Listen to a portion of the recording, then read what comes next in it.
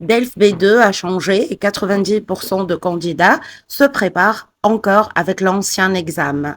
Dans cette vidéo, je vous montre les 4 épreuves, une par une, avec un exemple corrigé pour chacune. Et bonne nouvelle, tout est résumé dans un PDF offert avec cette vidéo.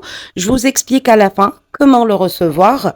Restez jusqu'à la production orale. Je vous donne mon plan qui marche à tous les cours, avec presque tous mes étudiants. Donc, petit rappel en 30 secondes. J'ai fait une vidéo complète là-dessus. Le lien en description. Depuis 2026, le DELF B2, la nouvelle génération, c'est des QCM et des réponses courtes en compréhension. Fini les longues justifications à rédiger, des documents plus nombreux, mais plus courts, une notation standardisée, donc plus objective. Et les productions écrites et orales gardent toujours le même esprit avec des consignes reformulées. La méthode compte plus que jamais, bien sûr, la méthodologie dont on parle à chaque vidéo et à chaque post. Est-ce que exactement ce qu'on va travailler, compétence par compétence, c'est parti pour la compréhension orale. Avant d'entamer cette partie, les vidéos sont en voix off avec une image, puisque comme vous savez, je suis en pleine préparation pour le DALF Z2. Donc, si vous voyez la vidéo, vous êtes arrivé jusqu'à la minute, 1 minute 30, souhaitez-moi bon courage en commentaire. Je stresse, je panique, mais que le bon Dieu soit avec moi. On reprendra tout ça après la date du 9 juillet, les vidéos face-to-face et plus de documents qui vous seront intéressants, bien évidemment, lors de vos préparations des examens, que ce soit DELF, DALF C1 ou bien, comment dirais-je, le TCF. Ici, la méthode marche avec moi de DALF C2 puisque je me prépare en autodidacte. Je la partagerai avec vous, bien évidemment, au mois de novembre. Sinon, juillet, août, je suis en vacances. Je reprendrai mes cours individuels privés qui sont payants à partir du 1er septembre et j'ouvrirai s'il y aura des places, bien évidemment, puisque 90% des places sont déjà réservées. Il y aura 10% de places. Je vous dirai le 15 août. Alors, retournons à nos moutons et parlons de l'essentiel. La compréhension orale, environ 30 minutes. Vous écoutez plusieurs documents audio, des extraits de radio, des interviews, des annonces. Les documents longs sont diffusés, disclaimer, 2 fois et les documents courts une seule fois. Et c'est là que tout se joue. Vous répondez à des QCM, une seule bonne réponse, pas de justification écrite. Mon conseil numéro 1, un conseil d'une amie. Pendant la pause, avant l'écoute, lisez les questions, soulignez les mots-clés. Vous devez savoir ce que vous cherchez avant d'entendre le document. Conseil 2, méfiez-vous des distracteurs. Les mauvaises réponses reprennent souvent des mots que vous entendez dans l'audio. Entendre un mot ne veut pas dire que c'est la bonne réponse. Le sens global gagne toujours sur le mot isolé. On teste ça tout de suite ensemble. Alors, on commence, ça sera le style de chronique radio. Selon une étude publiée cette semaine, le télétravail séduit toujours les salariés français. 68% souhaitent conserver au moins 2 jours à distance par semaine. Pourtant, les entreprises, elles font marche arrière.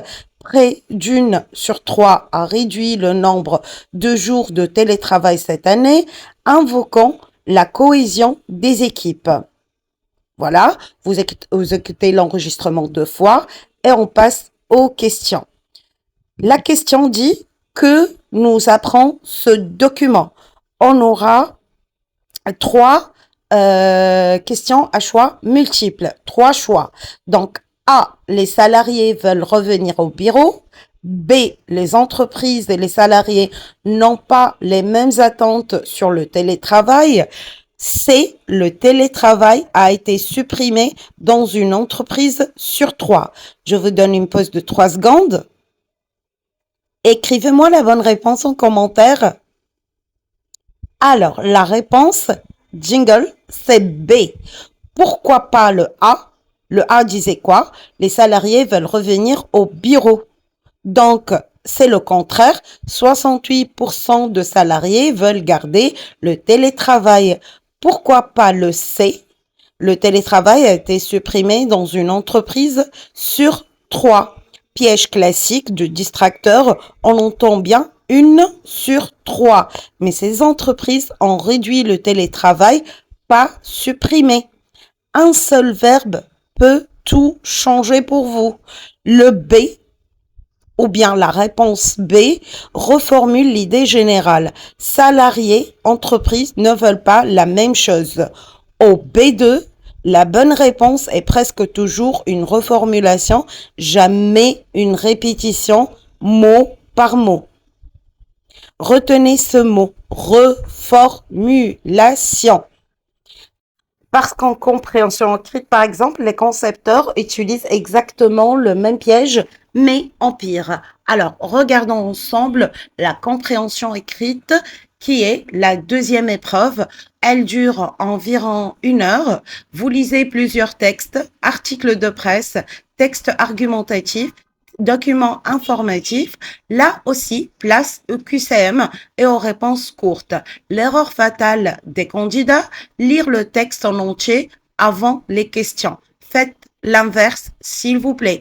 Question d'abord, texte ensuite. Vous lisez avec un objectif, comme un détective qui sait déjà ce qu'il cherche. Deuxième réflexe, repérer les connecteurs logiques, les articulateurs. Pourtant, en revanche, néanmoins, bien que, parce que, puisque, la réponse se cache presque toujours juste après un connecteur d'opposition ou de concession. C'est là que l'auteur révèle sa vraie position. Alors, on va faire une petite démonstration. Je vous mettrai le texte à l'écran et je le lis avec vous.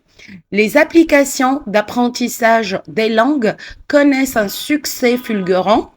Simples, ludiques, accessibles, elles promettent la maîtrise d'une langue en quelques minutes par jour. Pourtant, les linguistiques restent sceptiques, sans interaction réelle ni production spontanée.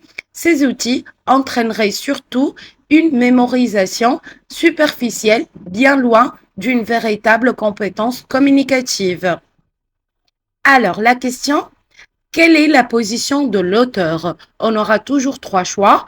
Il présente le succès des applications, puis relaie les réserves des spécialistes. B, il affirme que les applications permettent de maîtriser une langue rapidement. C, il conseille d'abandonner totalement les applications.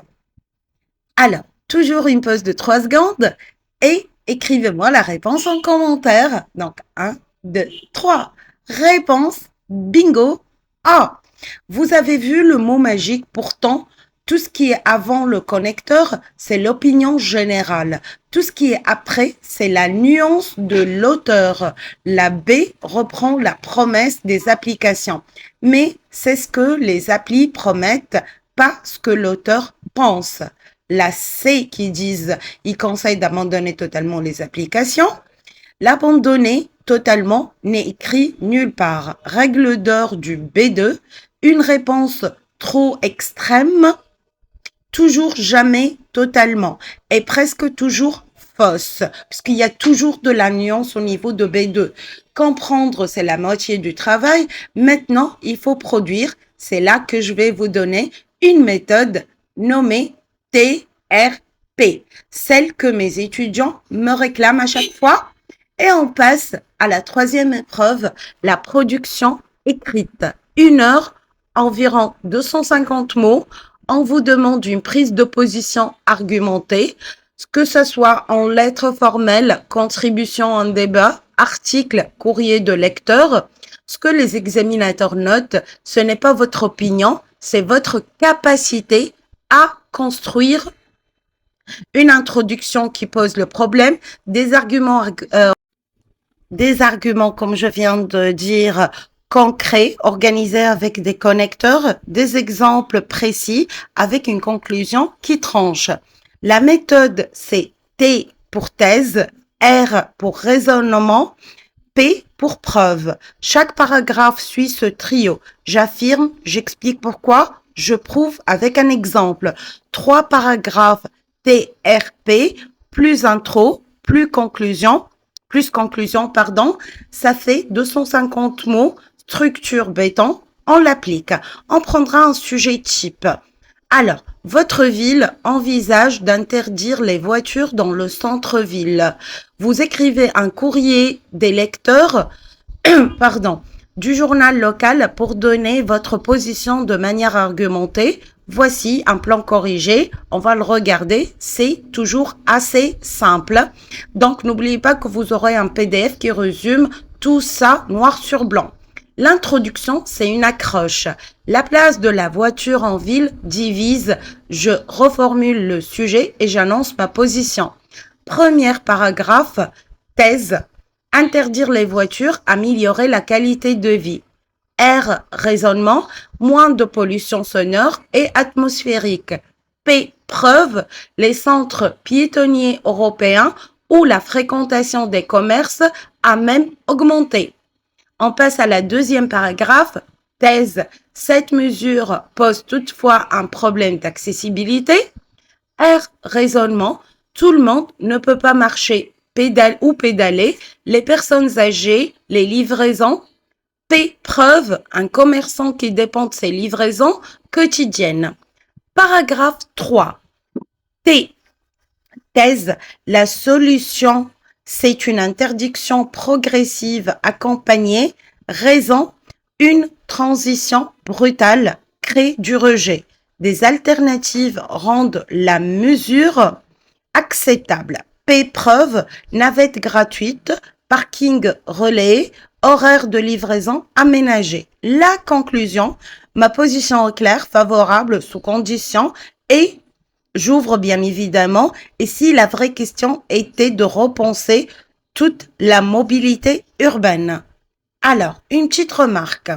Je ne suis ni 100% pour, ni 100% contre. Je crée une nuance, une position nuancée et plus facile à argumenter. Et elle montre exactement le niveau de maturité qu'on attend au B2. Ce plan, vous venez de le voir à l'écrit, mais devinez quoi? Et bien sûr, c'est la preuve qui fait le plus peur,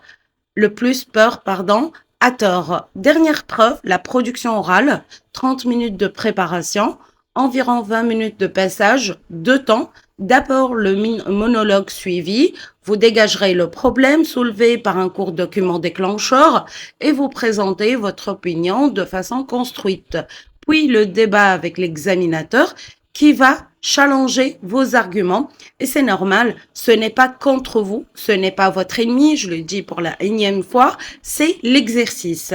Donc, la méthode qui fonctionne d'après moi et juste à titre de modestie, ça peut ne pas fonctionner pour vous, mais essayez-la et dites-moi vos commentaires. P pour problème, D pour développement, E pour élargissement. Je pose le problème du document, je développe 2 ou 3 arguments avec TRP toujours, thèse, raisonnement, preuve et je termine en élargissant le débat. L'examinateur adore l'élargissement, c'est le signe d'un esprit qui pense au-delà du sujet. C'est une démonstration en 60 secondes, va vous aider. Chrono, on commence.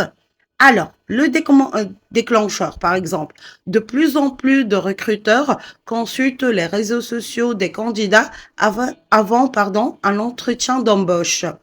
Une pratique désormais banale, mais est-elle acceptable? On commence par la problématique. Ce document soulève une question de société majeure ou cruciale. Où s'arrête la vie professionnelle? Où commence la vie privée dans l'ère du numérique? Développement. Argument 1. Les recruteurs peuvent y voir une source d'information légitime. Un profil public est par définition public à tout le monde. L'exemple, une community manager dont les réseaux sont le CV. Argument 2. Néanmoins, cette pratique ouvre la porte à la discrimination. On juge la personne plus seulement sur ses compétences. L'exemple qu'on va mettre, un candidat écarté pour ses opinions ou ses loisirs, l'élargissement. Au fond, la vraie question dépasse le recrutement. Devons-nous apprendre à vivre comme si tout ce que nous publions pouvait un jour être lu par tous? Et pour le débat qui suit, un seul réflexe, concéder puis rebondir. Vous avez raison sur ce point, cependant. Donc vous refutez, vous montrez que vous écoutez et que vous défendez votre position. C'est exactement cette compétence qui est le plus évaluée au niveau B2. On arrive à la fin, on va récapituler ensemble. Compréhension orale, lisez les questions avant, méfiez-vous des mots répétés. Compréhension écrite, question d'abord et la vérité se cache après les connecteurs logiques. Production écrite, la méthode T, thèse, R, raison, P, preuve. Production orale, la méthode P, problème, D, développement, E, élargissement. Et si vous voulez aller plus loin, j'ai préparé un pack complet d'entraînement, le guide de la production orale et mes fiches d'argumentation qui sont bien évidemment payants. Si vous souhaitez l'avoir, commentez le mot B2 pack. Et je vous envoie tout ça en message privé pour vous expliquer comment commander. Abonnez-vous et on se retrouve dans la prochaine vidéo après mon examen. Donc, je retournerai vers vous l'examen, comment s'est passé, quels étaient les sujets, comment